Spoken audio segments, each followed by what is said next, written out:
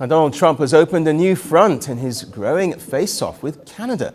Before, he was angry about trade tariffs, Canada's defense spending, and even auto manufacturing standards. But this time, the conflict is about a bridge.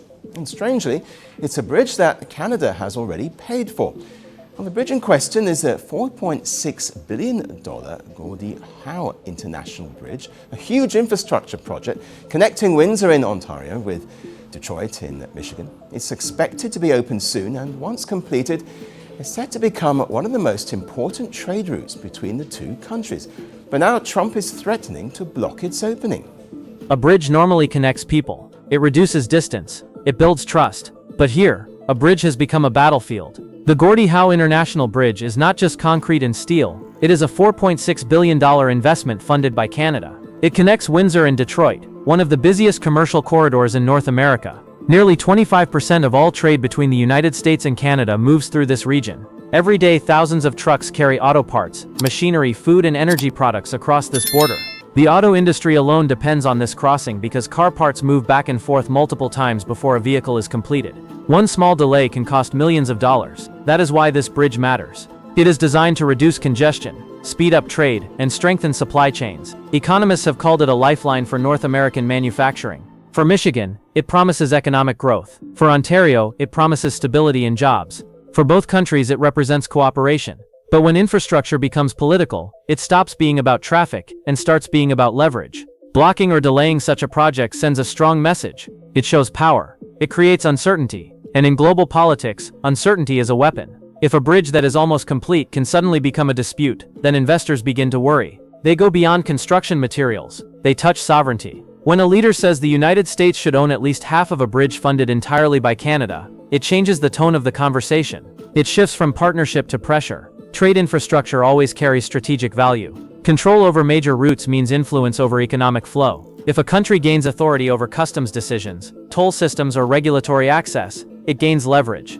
Businesses hesitate. Markets react. The deeper question is simple but serious. Is this really about steel and construction? Or is it about influence and control?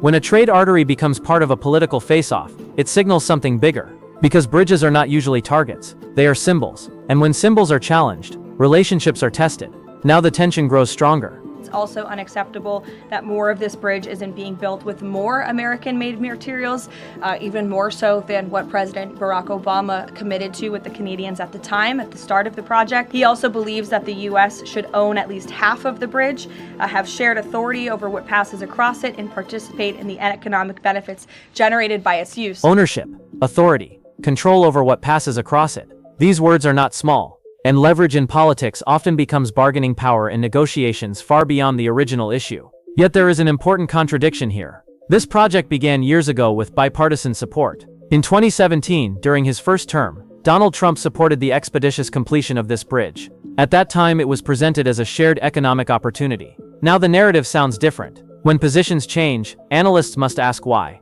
Is it because of new economic data? Or is it part of a broader negotiation strategy? Trade disputes between the United States and Canada have increased in recent years. Tariffs on steel, aluminum, dairy, and auto components have created friction. When tensions rise in one area, leaders sometimes expand the battlefield to gain advantage. Demanding greater ownership could be a negotiating tactic designed to pressure Canada into concessions elsewhere. However, such tactics carry risks. Canada is the United States' largest trading partner in goods. Supply chains are deeply integrated. When trust weakens, both sides feel the impact. Markets dislike unpredictability. Investors dislike political interference in completed agreements. When a bridge becomes a bargaining chip, it signals a tougher approach. It suggests that even finalized projects are not safe from renegotiation. That message travels far beyond Windsor and Detroit. And then comes the response.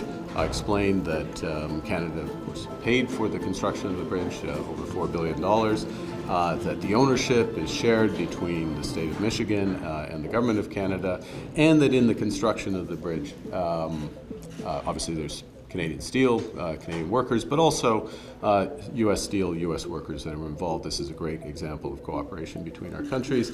Look forward to it opening. And what is particularly important, of course, is the commerce and the tourism and the voyages of Canadians and Americans that will go across that bridge. So the conversation turned to a series of issues. The tone here is calm, measured, diplomatic. Mark Carney emphasizes cooperation. shared ownership, and joint benefit. He highlights that both Canadian and American workers participated. That detail is important. It reminds listeners that this project was never one-sided. It created jobs on both sides of the border. It involved materials from both economies. It was designed as a partnership. Carney's approach reflects a traditional diplomatic strategy. Reduce tension publicly. Keep negotiation channels open privately. Avoid escalation. In international politics, measured language can prevent markets from panicking. It signals stability. It reassures investors and allies that Canada is not seeking confrontation. But calm diplomacy can sometimes be interpreted in different ways. Supporters may see it as responsible leadership.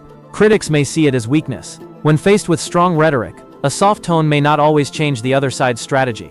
Canada's economy is heavily connected to the United States. Nearly 3/4 of Canadian exports go south of the border.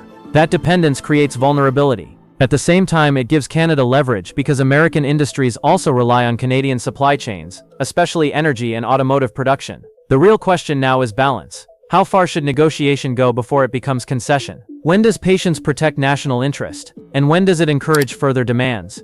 If a completed bridge can be challenged despite clear agreements, what message does that send about future deals? The Gordie Howe Bridge was meant to symbolize unity and economic strength. Instead, it now stands at the center of a political storm. And if a bridge can be blocked or renegotiated after billions have been invested, one must ask carefully and seriously what comes next. Canada has been exploring something Trump hates: alternatives.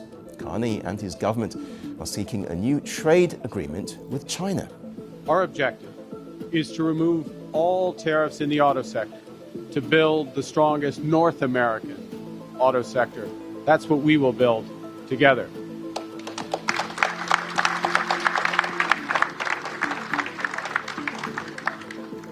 But we recognize that that is not the current objective of the U.S. administration. Their approach has changed.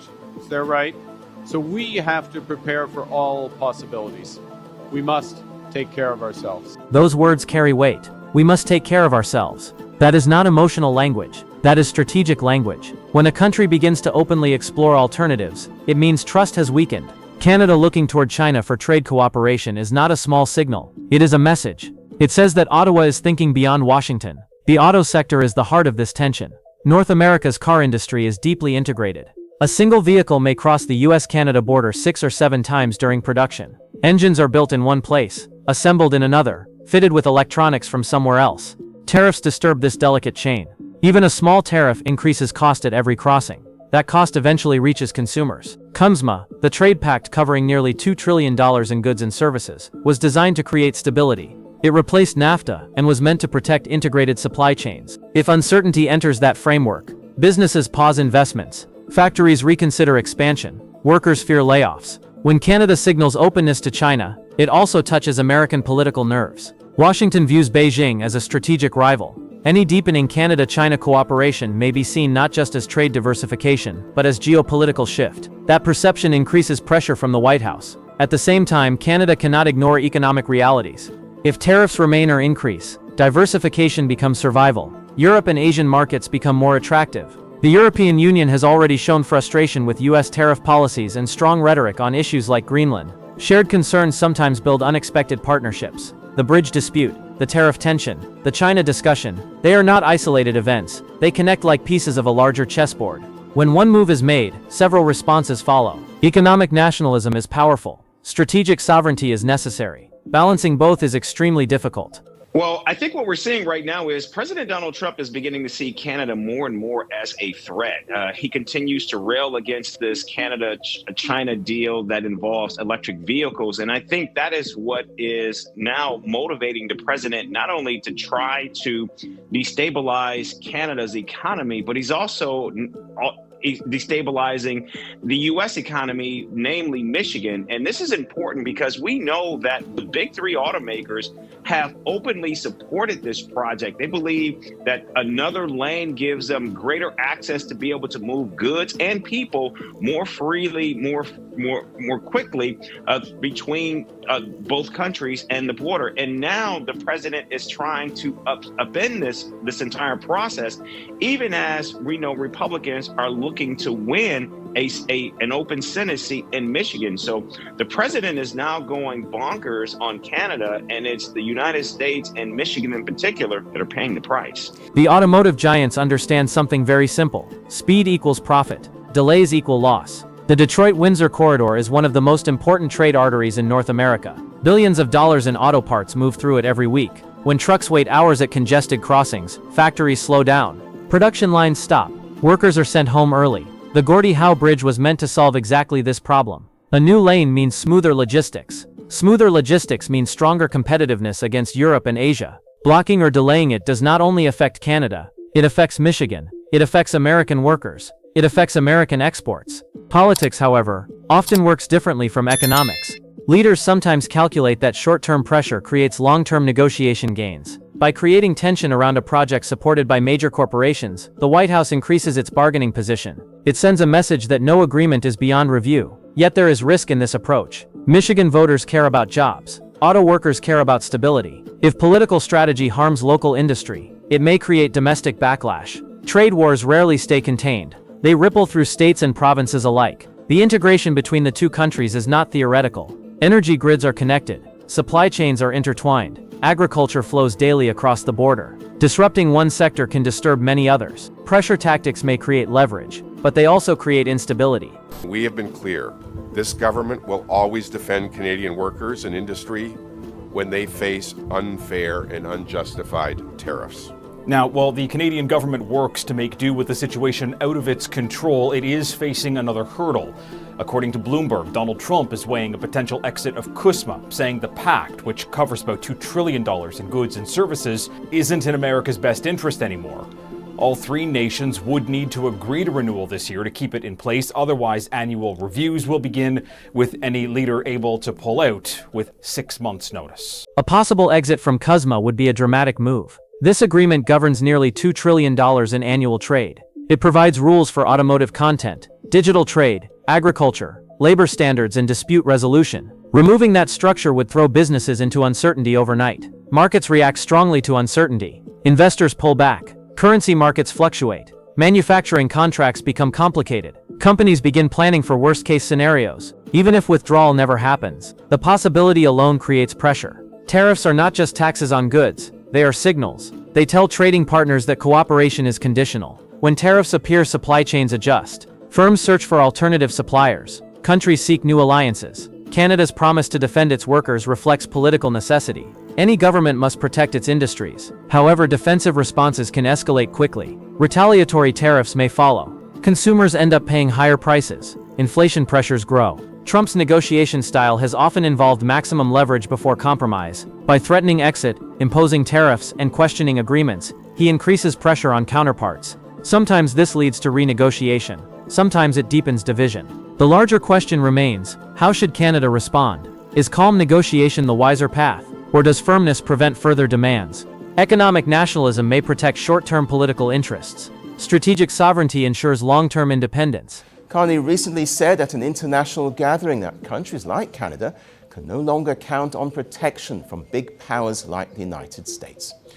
Trump issued a blunt reply, adding that Canada only lives because of the US. Those words change the emotional temperature of the entire relationship. When a major power suggests that another country survives only because of it, the debate moves beyond trade. It enters the space of dignity, sovereignty, and national identity. Canada is a G7 economy. It is one of the world's largest energy exporters. It has strong institutions, global partnerships, and a stable financial system. To suggest dependence at that level is politically explosive. Power imbalance rhetoric can be a negotiation tactic. It establishes dominance in public messaging. It signals strength to domestic voters. But internationally, it can push allies to reconsider their position. History shows that when middle powers feel pressured, they diversify. They strengthen ties with Europe, Asia, and regional alliances. They reduce vulnerability step by step. Canada's relationship with the United States has always been asymmetrical. The US economy is much larger. Its military power is unmatched. Yet cooperation has worked for decades because it was based on mutual benefit and respect. When that tone shifts even slightly, strategic calculations begin to change. Carney's calm diplomacy now faces a serious test. Responding emotionally could escalate tensions. Remaining too soft could invite further pressure. That is the fine line between diplomacy and perceived submission. Leaders must protect national interest without triggering economic shock. If political language becomes harsher, public opinion also hardens. Citizens begin asking deeper questions. Should Canada reduce reliance on U.S. markets? Should it accelerate trade agreements with the European Union under CETA? Should it deepen partnerships with Asian economies? These are no longer theoretical debates. They are strategic discussions happening quietly in policy circles. A bridge dispute has now grown into something larger. It is about respect. It is about balance. And it is about how a country protects its future in a world where alliances are shifting. And so the president can make this process difficult. And of course, no one knows what he wants. But it's important to note that Donald Trump, back in 2017, during his first term, actually prioritized this bridge. And we know it was Republican Governor Rick Snyder at the time who actually advanced this project as well. So this is a bipartisan project that Donald Trump at one time wholeheartedly supported. Uncertainty is one of the strongest political tools. When partners cannot predict policy direction, they prepare for every scenario. Businesses reduce exposure. Governments draft contingency plans. Investors hedge risk. That is the ripple effect of unpredictability. The fact that this bridge once had bipartisan support makes the current tension even more complex. It shows that economic logic originally guided the project. Michigan leadership supported it. Federal leadership supported it. The goal was simple: improve trade flow and strengthen competitiveness. When positions change, observers search for strategic reasons. Is this about domestic political messaging? Is it about leverage in broader negotiations? Or is it part of a wider shift toward economic nationalism? Unpredictability increases bargaining power in the short term. Counterparts hesitate. They wait. They calculate carefully before responding. However, long-term unpredictability can weaken trust, and trust is the foundation of trade agreements. Canada must now consider structural adjustments. Reducing over-reliance on a single export market takes time, but discussions may accelerate. The European Union represents a massive market with similar regulatory standards. Asian economies offer growing consumer bases. Diversification does not mean abandonment, it means balance. Calls for consumer boycotts of U.S. goods have appeared in public debate. Boycotts can send political signals, but they also carry economic costs for domestic consumers and retailers. Emotional reactions feel powerful, yet policy requires careful calculation.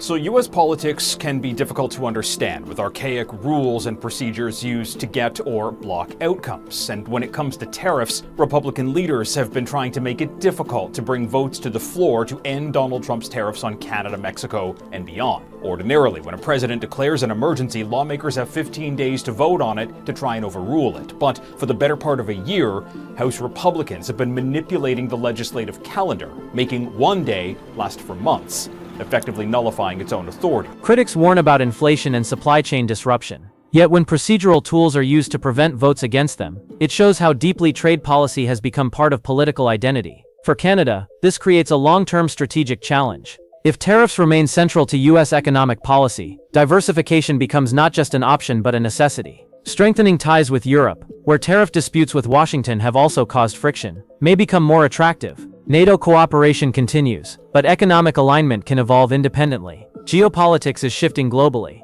Middle powers are recalculating alliances. Trade agreements are being reassessed. Economic blocs are strengthening regional networks. In such an environment, every decision carries future consequences. Canada stands at a crossroads. Continue negotiating patiently, and hope tensions cool, or adopt a firmer tone to signal limits. Encourage strategic diversification while preserving core partnership, or rely heavily on tradition and history. The bridge dispute may be resolved. Tariffs may be renegotiated. But the deeper issue remains: how should a nation protect its sovereignty while maintaining economic stability? Now I turn to you. Should Canada respond more forcefully? Is steady diplomacy the smarter path? Should trade diversification toward Europe and Asia accelerate immediately? Or is preserving close alignment with the United States still the safest option? Share your thoughts. Write your opinion in the comments. If you found this analysis insightful, support the channel, like the video, and stay connected for deeper discussions on global politics and economic power shifts. The future of North American trade is being shaped right now, and your voice matters.